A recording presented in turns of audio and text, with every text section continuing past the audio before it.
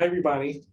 Thanks very much for coming to listen to me today as the last speaker at State of Search. State of Search is a great event. I've had the opportunity to speak here before, and I love listening to the trends that are going on in this very fun and fast-paced space. I come from the PR world and journalism initially, and so listening to folks like Isabella talk about where SEO stops and digital PR starts, the attention that digital PR is getting today and how important it is and how that relates to kind of more traditional forms of PR. It's all really interesting stuff. And I love how the fields are coming together. Actually, the first time I spoke to State of Search, it was years ago, and I think my presentation was called The Shotgun Marriage of PR and SEO, because it was kind of those early days, and SEO and PR came from really different places.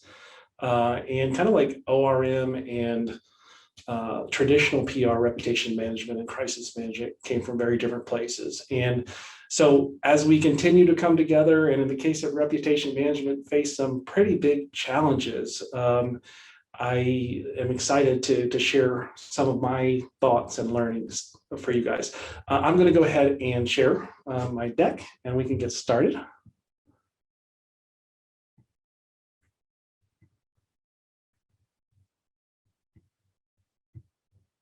Let me put this sucker in presentation mode. All right. Don't get canceled.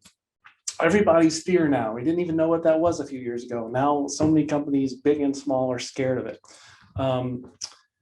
We're going to be talking about managing your reputation in a world where it's been called a post-truth world. It's really more of a world where no single source or shared source of truth is accepted in the way that it was in the past. And so it kind of turns the playing field into a minefield a little bit in terms of figuring out how to get your message out, how to protect your brand from negative messages.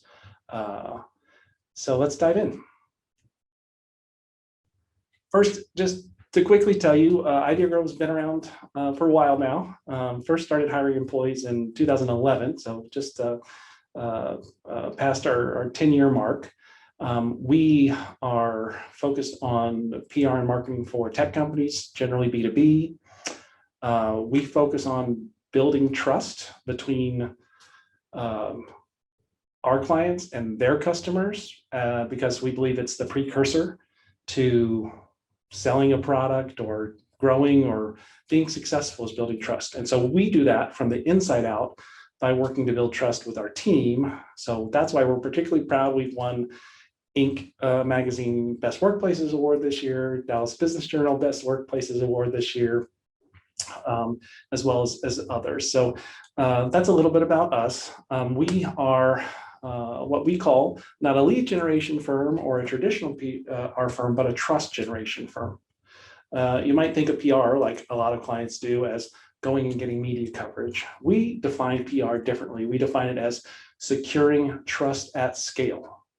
Media coverage from reputable sources can help a brand secure trust that makes people feel comfortable with your brand, or thinks you're notable, or thinks that you're worthy of looking at doing business with. But there are lots of other ways to secure trust online today, and we help our clients with all those different ways. So today we're going to talk about reputation management. Here are your spoilers for your takeaways. I'll just go ahead and give them to you at the beginning. Reputation management is getting harder. And so understanding the lay of the land is very important today because it's changing. Secondly, we're going to talk about how you kind of get started with building your platform for protecting your reputation. And my philosophy has always been, and especially today, is that the best defense is a good offense. Third, we're going to talk about thinking beyond the customer product dynamic, how you can't just think about your customer pain points, but you have to think about the aspects of their lives outside of the customer product dynamic. and where your brand can make connections in those dimensions of their lives as well. And finally, we're going to talk about monitoring and communicating and responding when people complain or when people attack you on social media. Bottom line is, gosh, I've been working with brands forever, and I guess just like it is for people, it can be so hard for companies to just embrace that they make mistakes, and it's better to own the mistake than to try to make excuses for it. I'm sorry if you felt that way is not the same as I'm sorry I did that. And gosh, don't people want companies and people alike to just say, I'm sorry, and not have something that's kind of a non-apology apology that's kind of passive aggressive to boot.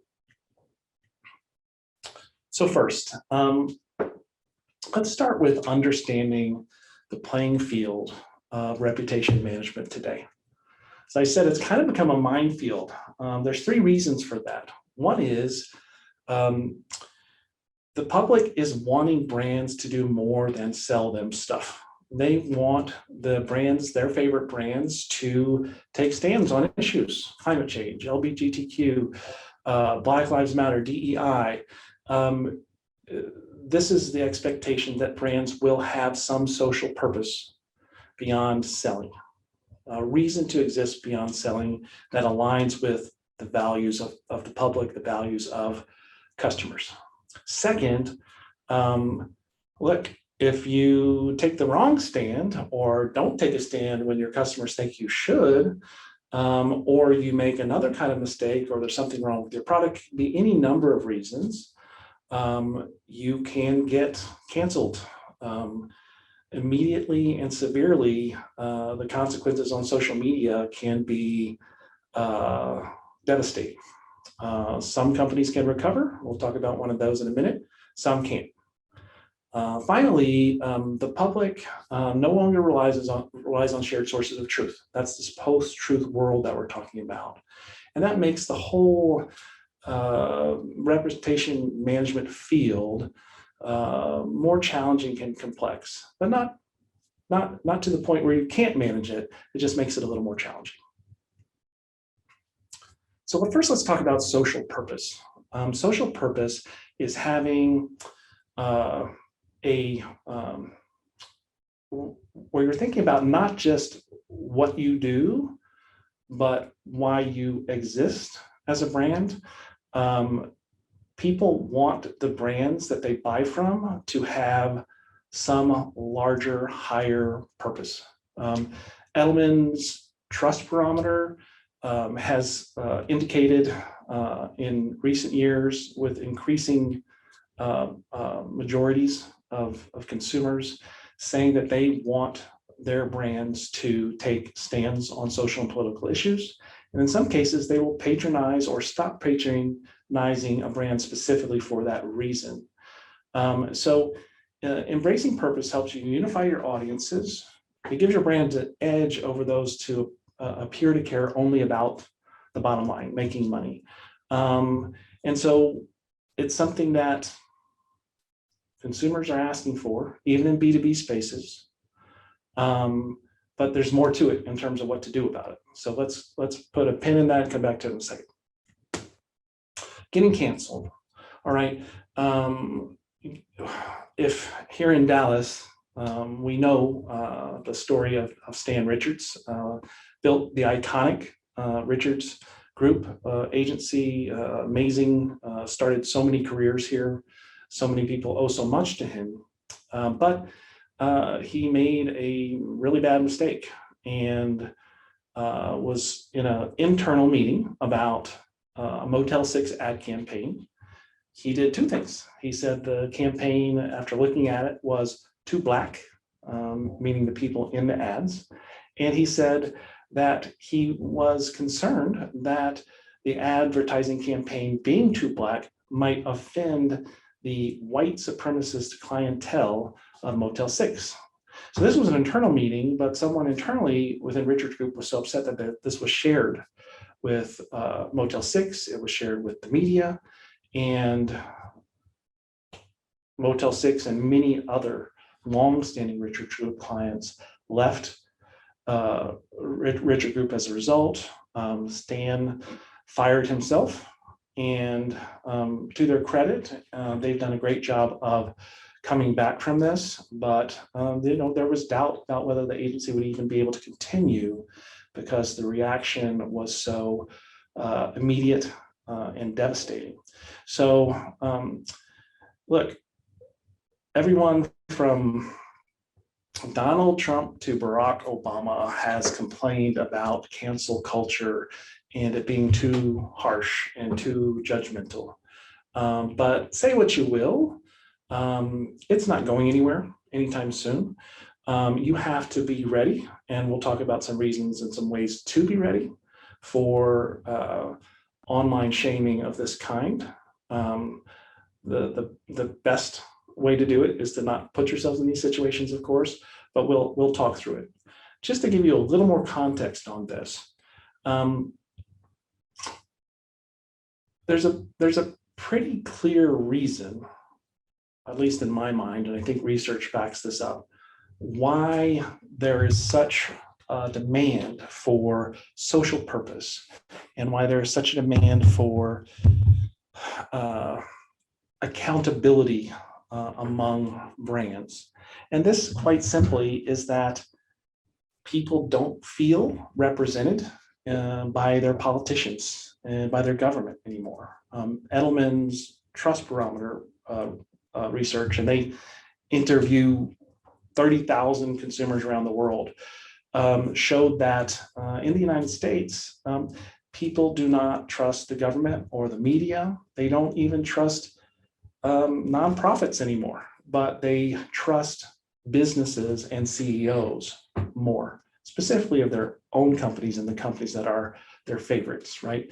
And so as part of that, when they don't feel like their government is listening to them or serving them or creating policies that help them or make a difference, they're going to the brands that they can impact by buying or advocating for them or punishing them by not buying their product or boycotting them. There's a feeling that they can have a more direct impact on the issues and policies that are most important to them than by going through dealing with whatever's going on in Washington, which is obviously a mess, right? No matter what side of the political aisle you're on. So as long as what's going on in Washington is going on in Washington, you can expect things like a demand for social purpose and cancellations to continue. When we talk about a post-truth world, what we're talking about is that sources of validation, third-party validation that would vouch for you as a brand, say, or as a person, they're questioned. I'll give you a great example. Years ago, but in the early stages of kind of this media divide that we found ourselves in, got a great placement for an oil and gas client that I had in the New York Times. And I was so excited, and the reporter was going to fly in and everything to interview the CEO. And at the last minute, after talking to a number of his big customers and others internally, he came to me and said, cancel this interview. This is after this reporter had booked travel, so not the best experience for me, because I don't think my customers believe what's in the New York Times anymore anyway. Can we get in the Wall Street Journal instead? All right, that was my first experience encountering that. I've had other things happen since, but the reality is, look, these days you've got to do your research, and you can't assume that any outlet is beyond reproach with your clients or their customers. You have to be prepared for it. You have to do research around it. And a great example of this is Donald Trump. Donald Trump is someone who is, the greatest example I've ever seen of someone who either love or hate. There are polls that show people think he is the most dishonest president ever among Democrats, liberal There are other polls that show he is the most trusted and considered to be the most honest president because he tells it like it really is in the minds of many Republicans who are surveyed. So different definitions of truth, different definitions of honesty among different groups of Americans. Not every issue is political, but the idea that we're getting our information, informing our truth, and we talk about share your truth, my truth, their truth. It's not one truth.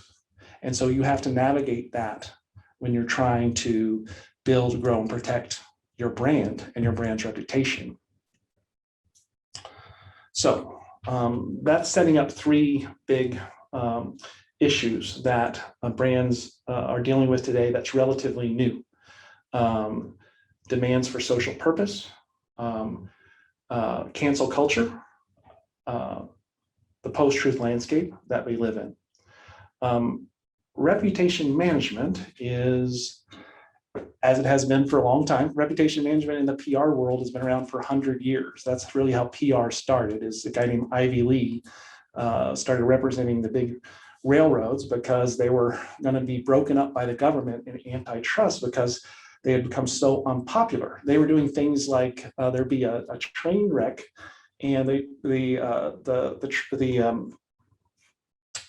railway would say that the accident never even occurred, let alone not tell reporters about, details about it. When Ivy Lee, one of the fathers of modern PR, came on the scene, he did things like convince the railroads, hey, you're going to get broken up. Everyone hates you. So why don't we let reporters actually come to the scene of the accident? Why don't we be an honest broker of information for them? And that's kind of how reputation management started. That's how modern PR started around that issue. Today, you have reputation management that's come from the online world, ORM, and they both kind of came from different places in the same way that traditional PR and SEO came from different places, also both coming together. The bottom line is that reputation management is PR playing defense. If you think of brand building as you're on a boat and you're on a sea voyage and you're going over there, reputation management is being ready for the sharks and the rocky waves and the thunderstorms and all the things that can keep your brand from growing and getting to where it's going to be. And if you set off on your journey, I'm mixing metaphors, but if you set on a long car ride, not preparing and not having a reputation management strategy in place is kind of like doing it without a seatbelt. You can get there, but you're taking some risks that you would be better preparing for. Crisis communications, for those who wonder about the difference, and I've been asked that question, it's just that immediate big moment for a brand when all eyes are on you and the decision you make is especially critical. Think about in sports, all these players who are great players. What do people remember about them? That they led their team to the Super Bowl, or that in the Super Bowl they fumbled the ball on the 1-yard line and lost the game? They're a loser. Well, they beat out 30 other teams that get to the Super Bowl, but we tend to remember those moments. That's kind of what the equivalent of what crisis communications is. It's where the stakes are very high, and it's the one time when I'd say, gosh, they're expensive, but there are crisis experts that can help you. There are agencies like ours and bigger ones that do crisis communication as part of what we do. It's a really good time to bring in some help because making the wrong move can be especially costly in those situations. So basically, bottom line is reputation management is getting harder.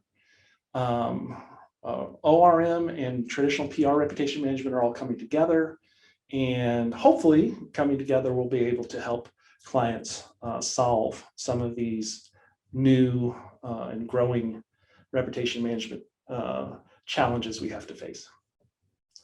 So now that we've kind of looked a little bit at the landscape, let's talk about laying a program foundation. And there's kind of 3 pillars to that in terms of establishing what I call online reputation touch points. Bottom line is that people want to hear what other people say about you, not what you say about yourself. So while your own website and things you control are important, your reputation is earned or lost at touch points like news media coverage, your social media accounts and engagement, company and product review sites. Let's talk about each of those. In the case of the news media, ideally, you don't want your first contact with the media to be during a crisis, or someone's filed a lawsuit, or there's a sex scandal, or there's a workplace shooting, or this, that, or the other. You don't want the media who's contacting you to have never heard of you before this happens. It's kind of like you want to establish a relationship first, right? So there's some context to put this difficult situation in. It's kind of like you, the difference between you, say you got a friend who you've known forever, who you know they're a good person, they're great mom or dad, they're successful, they go to church or contribute to their community. You have this context and you know about them. And you go to a party one night and they get really drunk and make a fool of themselves. Well, because you have all that context and history, you're going to give them a break, right? You're going to be like, oh gosh, he had a bad night. Well, if that's the first I've seen this person, I'm like, oh my gosh, that drunk's a bum. I want nothing to do with this person, right? And think of that in terms of the context you're trying to establish with the media in advance. In addition to trying to form relationships with the media, and it's going to be different for every brand. If you're a local business, it's the folks locally. It could be a newspaper, it could be newsletter, it could be a blog, it could be social media accounts of people. Whatever sources are important to your audiences, and we'll talk about how to figure out what those are. But the news media also, if a crisis does happen, sometimes they won't even bother to call you before they start writing about you, because deadlines are like every 15 minutes, right? So what they will do is they'll do a brand search. They'll do a search for your brand. And so that's why it's so important that on-SERP optimization has occurred. And you have that, what I call that first page of branded search results, your second home page. You have to have good things there. That's Glassdoor reviews that are 4.8, and a bunch of reviews and product reviews and Google reviews there. And you want that reporter, when they Google you after something happens, to see all these 5 stars and all these gold stars saying good things. And then they go to the news tab and they see some news coverage. They say, oh, this company's interesting, they're legit, there's some positive things out there. Even if they never contact you at all, it's going to be much more likely that they're going to have some context and balance in what they write. Social media, every agency probably knows, whether it's marketing, PR, what have you, that when it comes to social media, many brands, especially in B2B, say, I don't get any sales from social media. Why am I spending any time on this? I'll just let some intern that I just hired and didn't give any training to just wing it, and then they'll make a mistake and I'll fire them and blame the intern, right? A lot of brands still do that. It's been going on forever. Well, if you just come to the understanding that social media is not a sales platform, it's a relationship platform, you can start to think about this differently. You're establishing a foothold on sites that are trusted by millions of people. So in the case of LinkedIn, which virtually every company should have a strong presence on, both with their executives and their company. Twitter is very important for influencers and the media. That's often where crises or cancellation attempts start to develop. If you've already developed a presence there, if you've already developed fans, if you've got your employees out there, you've already got an army of defenders out there before any kind of crisis arises.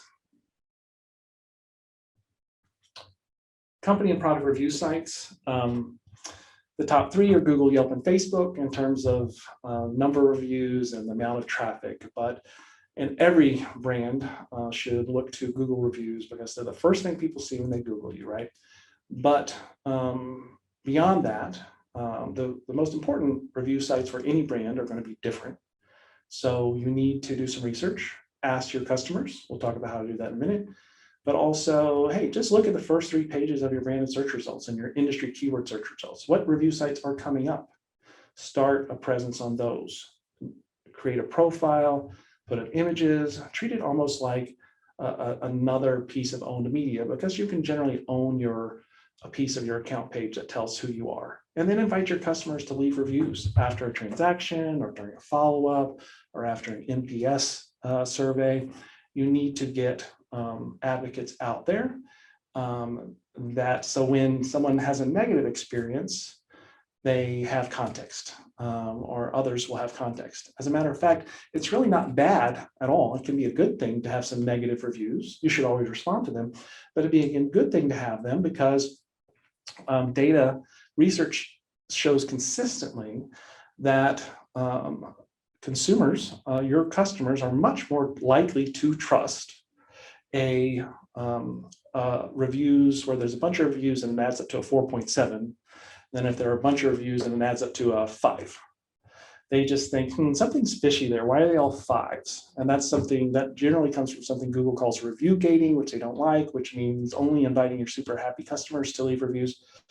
Something that is positive but feels real is going to have much better traction. So, if you haven't done the work to get those reviews out there and it's only the negative ones, then you're in trouble. So let's talk a little bit more about social purpose. I mentioned it earlier.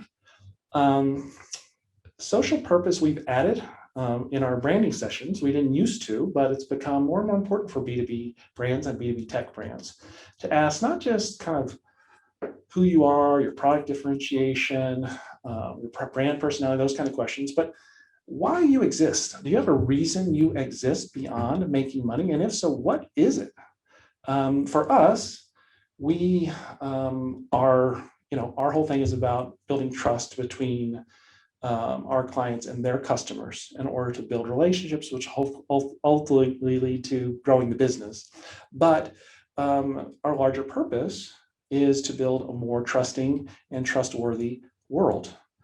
And we do it through one company at a time in our own way. And we also try to, in our DEI efforts and involvement in the community, try to achieve those same objectives, to show that we have a purpose and a goal that we can all get behind that goes beyond, the invoices we send out every month.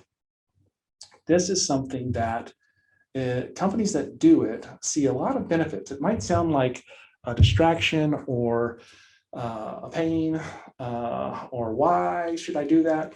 But it's going to give you a steady stream of content, to get out there to talk about things that are going to that's the context that, like, the guy who's your friend who does all these things, and you have all that context before they put a lampshade on their head and make a fool of themselves at the party. Social purpose is a great way to show that you're a good person. It's as Jeff Bezos said, a reputation to a person is what a brand is to a company. And think of it that way, and think of what this can do for your brand when you think of it in that context.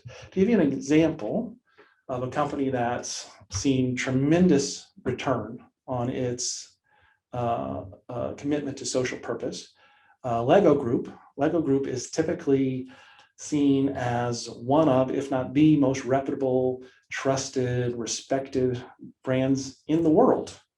And a big reason for that is they build on the fact that Legos can be used, they're toys, right? But they can be used to teach people to build. They can be educational. Lego leans into that, even though obviously kids use Legos for all kinds of fun things, but they extend that to Lego's commitment to more broadly enrich, nurture, and protect children's futures. And that ties to their commitment to sustainability issues, online safety, DEI.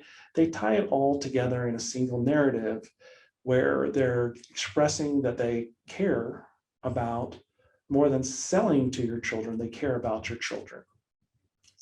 So is a social purpose strategy right for your brand? I mean, I think it's an important question, and it's okay if the answer right now is I don't know, or even no, because look, PR has always sold something called corporate social responsibility programs. That's basically like, we're a company and on the weekends we go do Habitat for Humanity or something like that. That's corporate social responsibility stuff. We're talking about something that's more intrinsic to the brand. It's got to be core to the brand or it's not social purpose. And audiences can tell if you're faking it. So don't fake it. If you're not ready to embrace a why for what you do, start thinking about it, because this isn't going away either. And the more you think about it,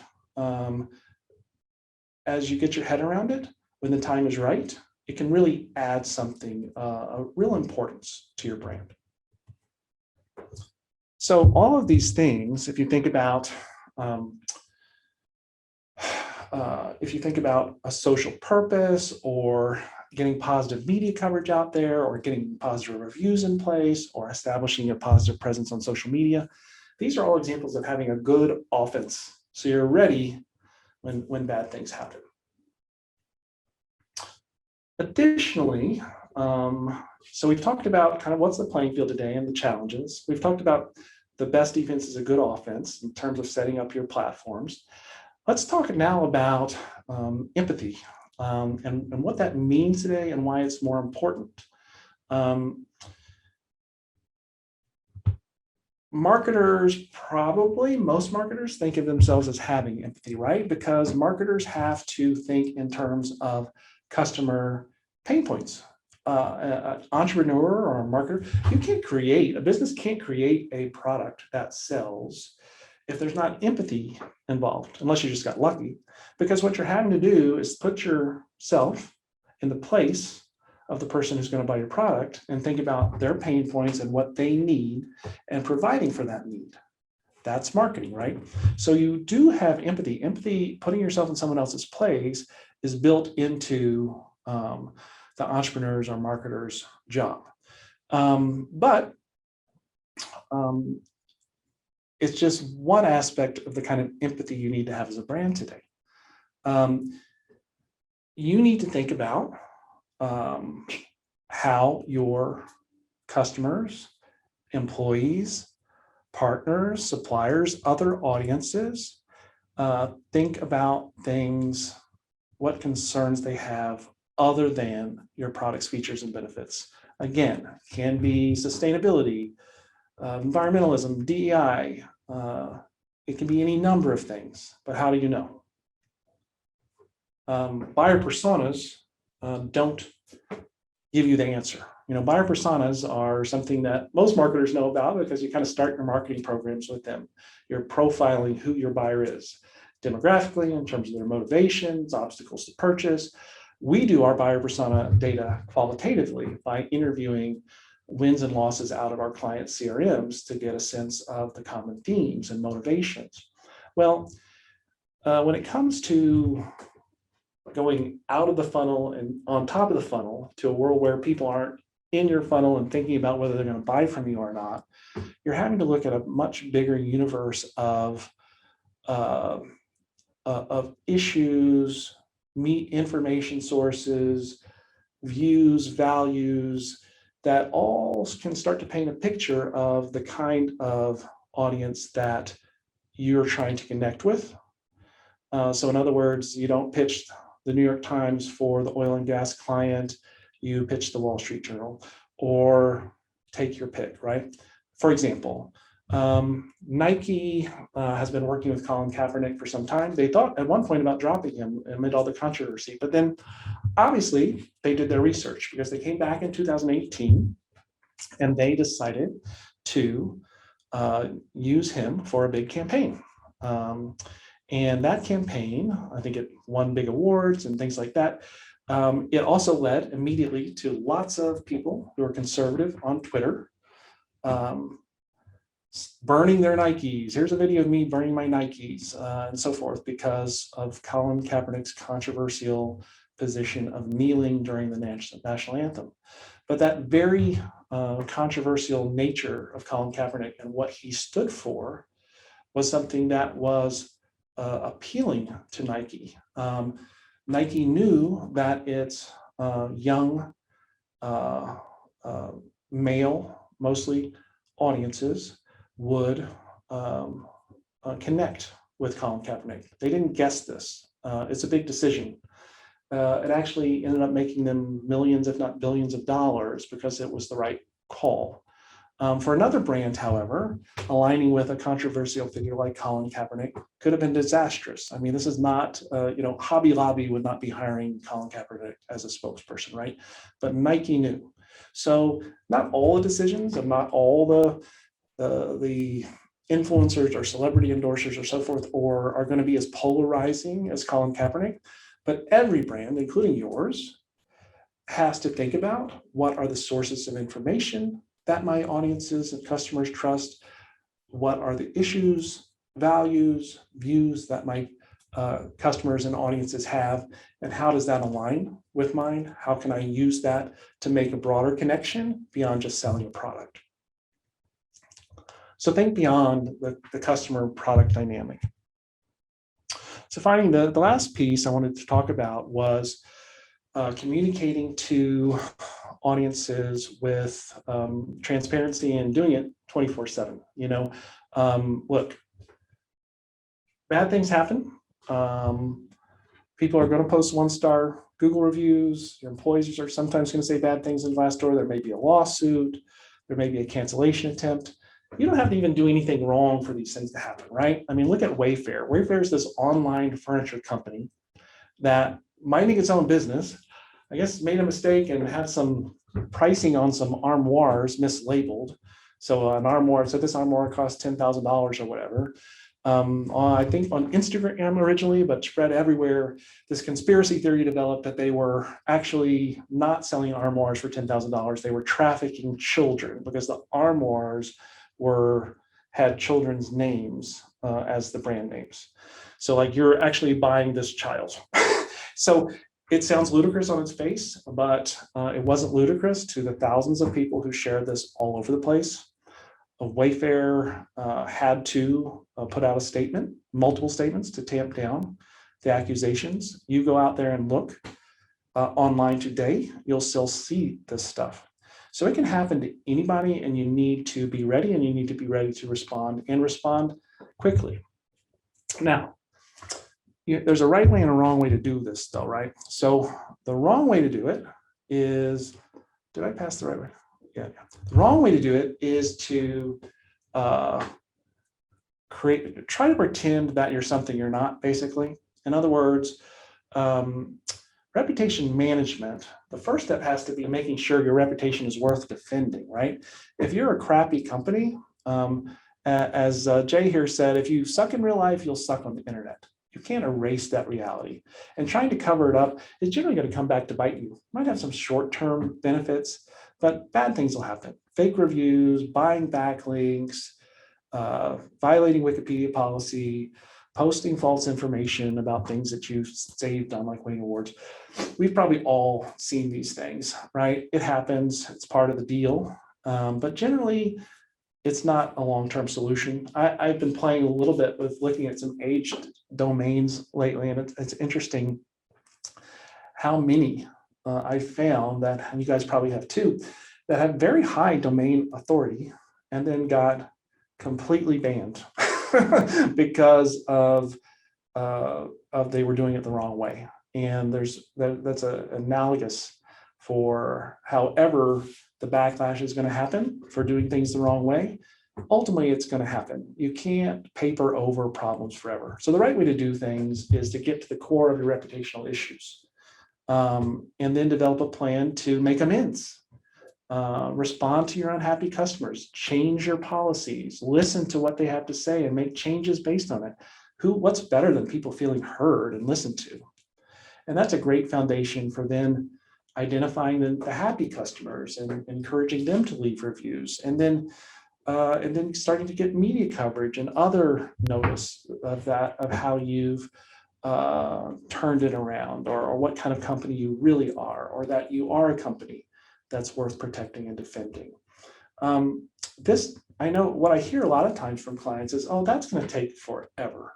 It doesn't have to. I'll give an example. Client that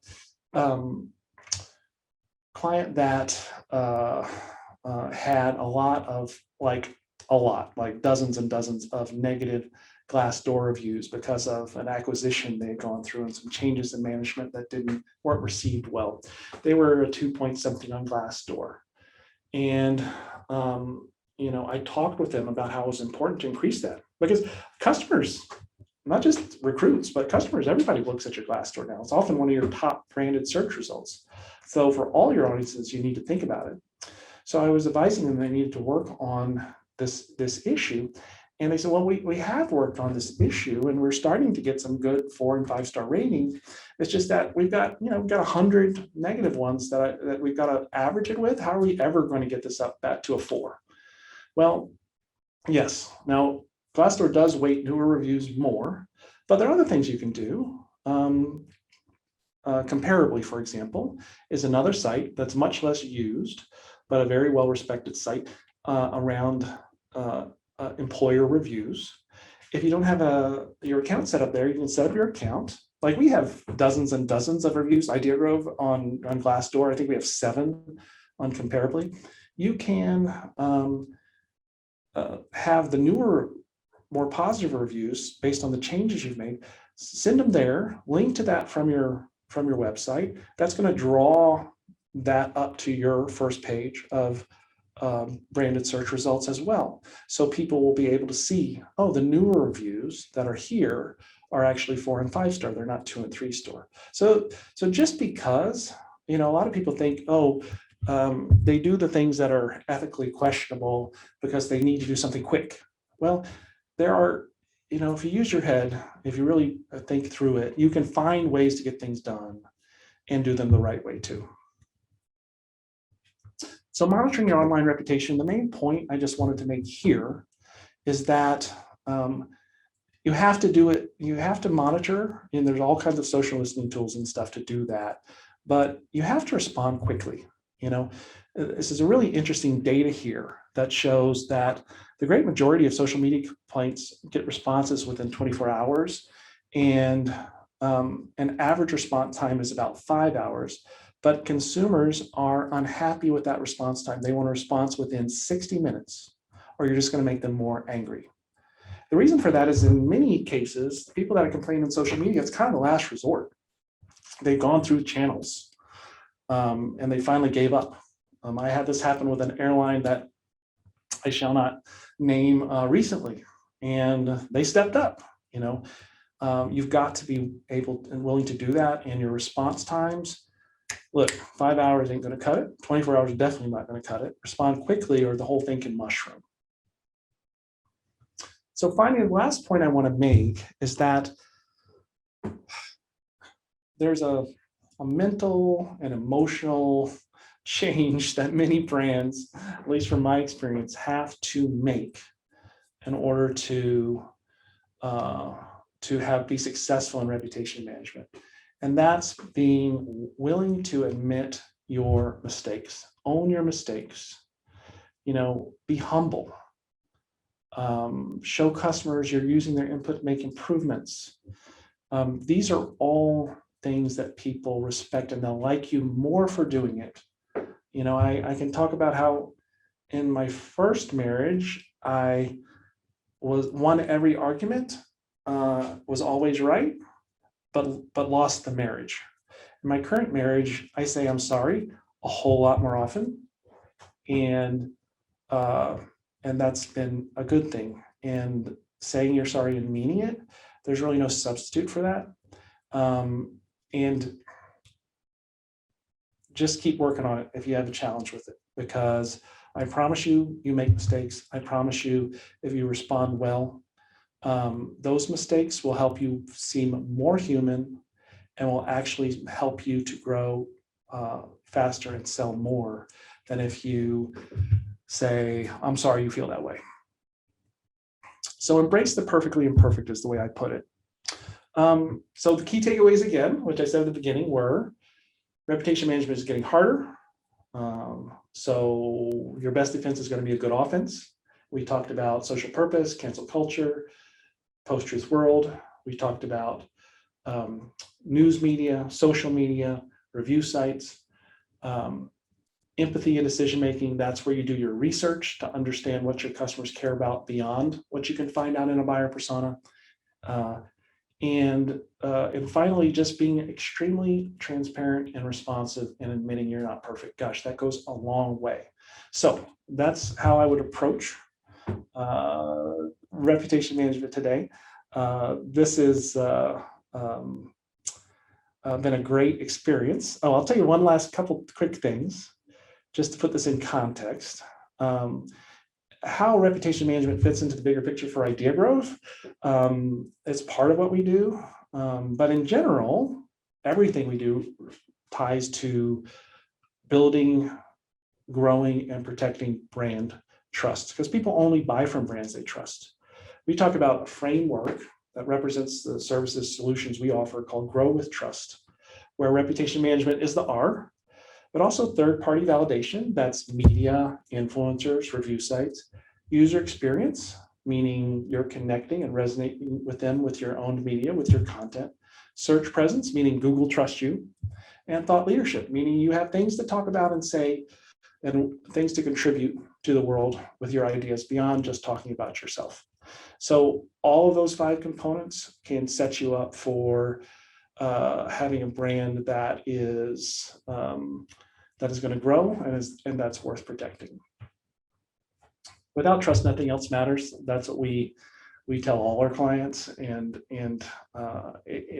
when sometimes clients come in, focus on lead generation, we say, those leads aren't going to be very good leads. They're going to be low quality leads if you haven't built trust first. With trust, it's going to accelerate every stage of the marketing funnel.